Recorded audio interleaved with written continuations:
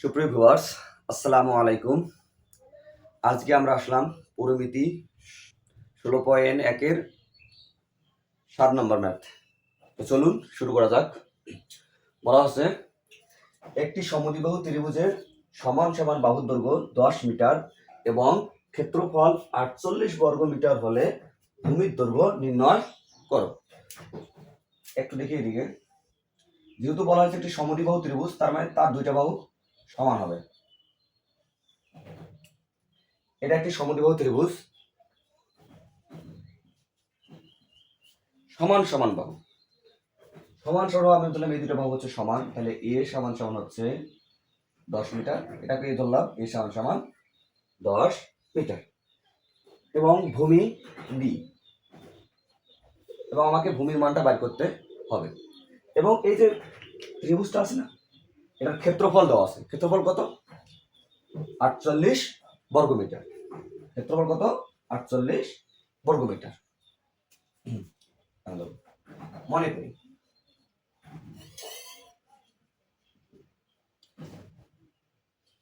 ত্রিভুজের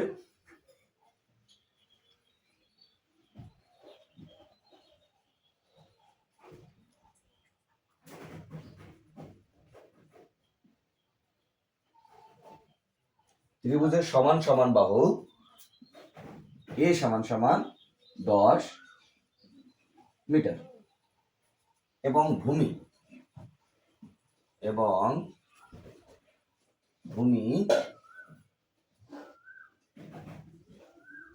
বি। আমার ভূমির মান দেওয়া নাই, তাই শুধুমাত্র আমার বি রেখে রাখলাম। এবং এর একটা ক্ষেত্রফল দেওয়া আছে না, ক্ষেত্রফলটা কত দেওয়া আছে? 48 বর্গ মিটার। তাহলে ক্ষেত্রফল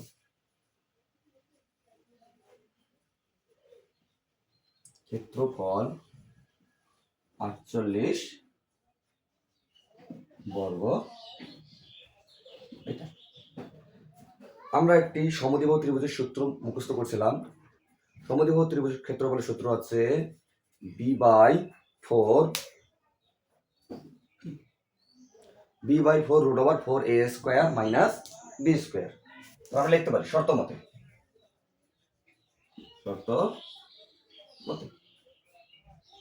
b/4 root over 4a square minus b square. আচ্ছা, এটা যদি একটি সমদ্বিবাহু ত্রিভুজের ক্ষেত্রফলের সূত্র হয়, তাহলে আমরা একটা মান দেওয়া আছে না, কত দেওয়া আছে? 48 দেওয়া আছে না? তাহলে আমরা ক্ষেত্রফলের মানটা 48 লিখতে পারি না? 48। এখন আমরা যে কাজটা করব, উভয় পক্ষকে, লেফট হ্যান্ড সাইড এবং রাইট হ্যান্ড সাইড উভয় পক্ষকে আমরা বর্গ করে দেবো। কি করব? বর্গ করব। তাহলে দেখো কি হচ্ছে, b/4 root over 4a square minus b square বর্গ করে দিলাম 48। আমরা সাইডে লিখে দিতে পারি বর্গ করে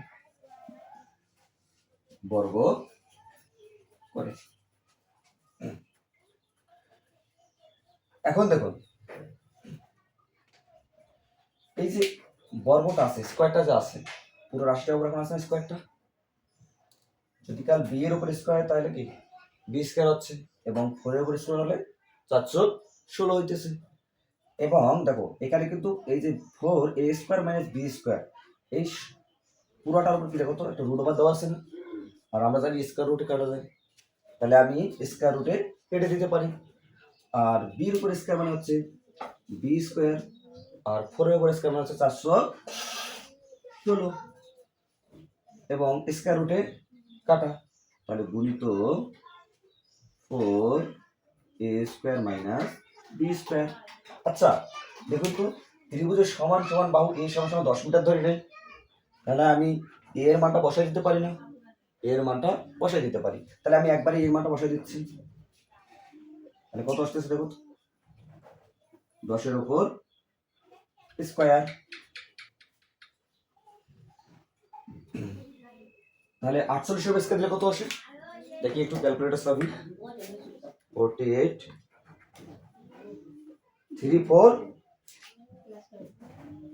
2304। আচ্ছা, এই 16টা এখানে কি কারে আছে? এখানে আছে গুণ আকার, এদিকে গুণ আকার থাকে, সেটা আমি ডান পক্ষে নিয়ে যাই, তাহলে সেটা কি হয়ে যাবে, ভাগ হয়ে যাবে না, সরি এখানে ভাগ আছে, ডান পক্ষে গেলে গুণ হয়ে যাবে। তাহলে কি হচ্ছে দেখো, বি স্কোয়ার ইন্টু 10 বেস কারণ 10 100 আর 4 গুণিত 100 মাইনাস বি স্কোয়ার সমান সমান 2304 গুণিত 16, 2304 গুণিত 16 একটা মান আসে। এখন দেখো এই বি স্কোয়ারটা 500 সাথে গুণ আকারে আছে না, এবং বি স্কোয়ারের সাথে গুণ আকারে আছে, কারণ এখানে পুরো রাশিটাকে ব্র্যাকেট দিয়ে আবদ্ধ করা আছে।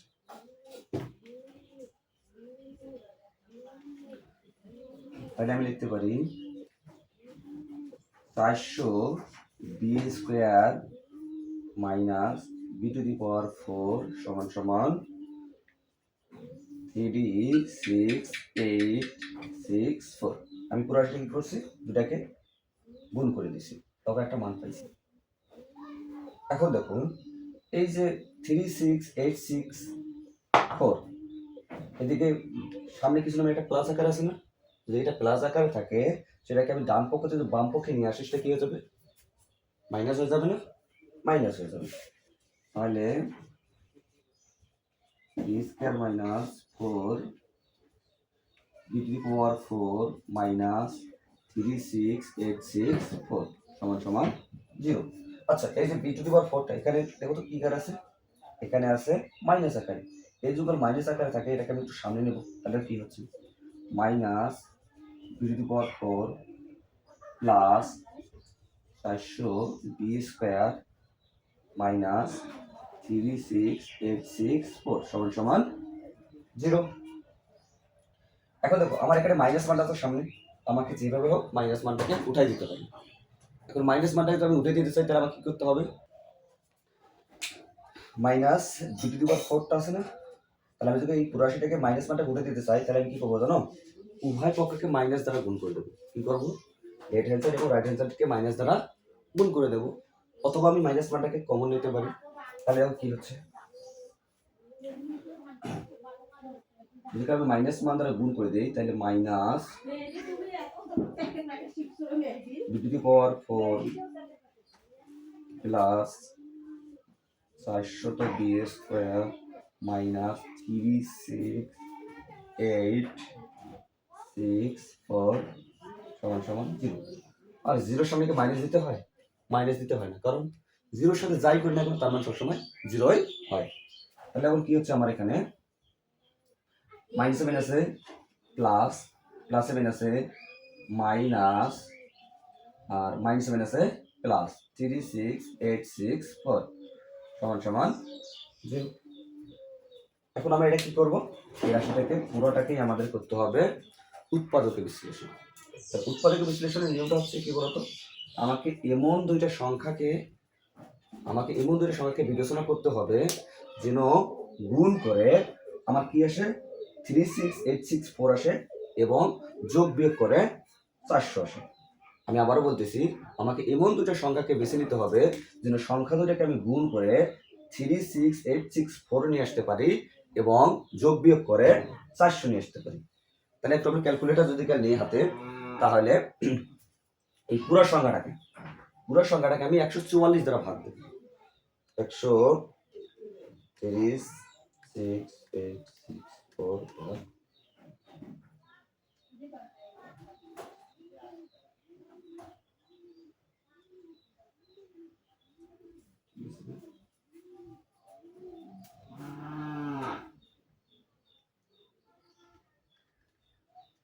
144 দ্বারা ভাগ দিলে কত আসে দেখো তো, তাহলে 144 গুণিত 256, 144 যখন 256 গুণ করি তাহলে আমার এই পুরো সংখ্যাটা চলে আসে, এবং এই দুটো সংখ্যা যোগ বিয়োগ করলে কত আসে, 400 চলে আসে।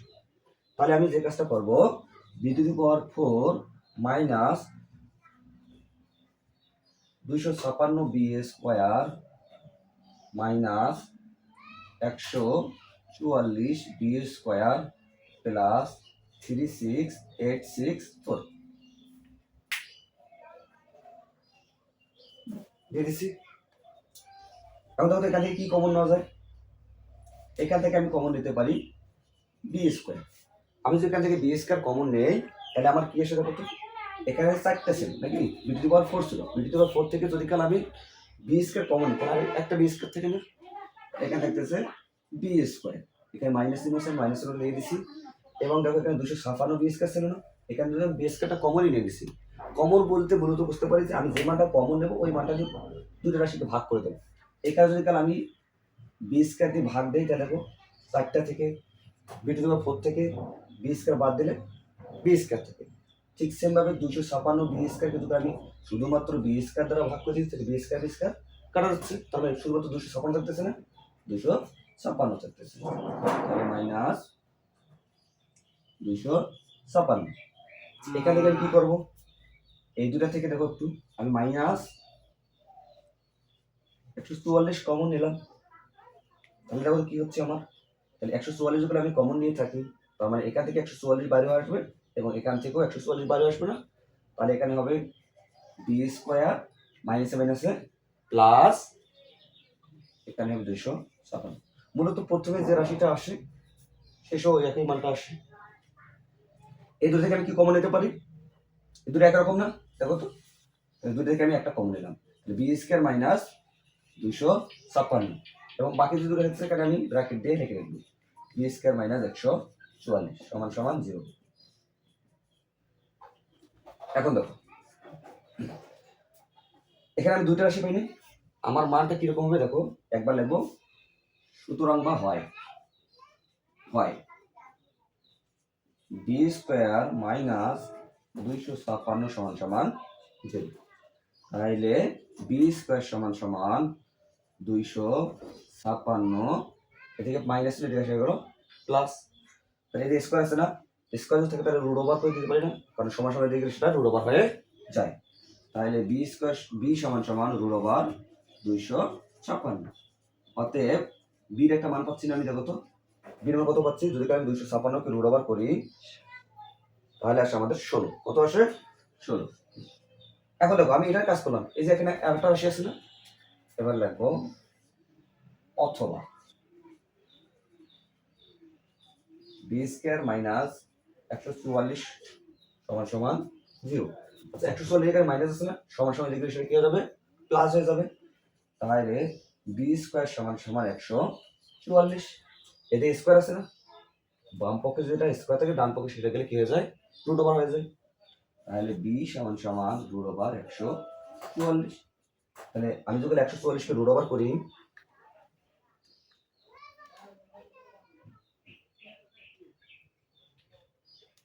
বারো আসে, কত আসে 12।